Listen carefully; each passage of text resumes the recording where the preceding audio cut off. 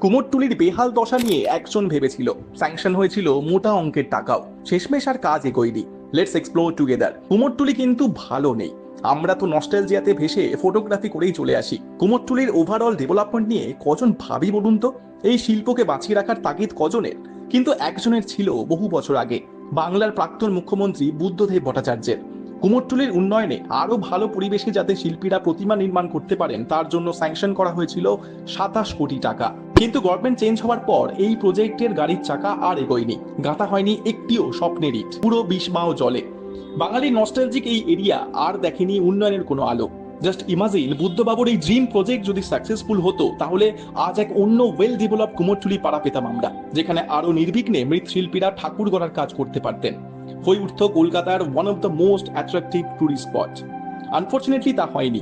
UNESCO থেকে বিশ্বমানের স্বীকৃতি পাওয়ার পরেও কুমোরটুলির হাল ফেরেনি। আজও চলছে অতীব কষ্টেই প্রতিমা বানানোর কাজ। উই ক্যান অনলি এক্সপেক্ট সবকিছুই হচ্ছে, তার সঙ্গে যেন কুমোরটুলির শিল্পী সহ গোটা জায়গার উন্নয়নটাও হয়।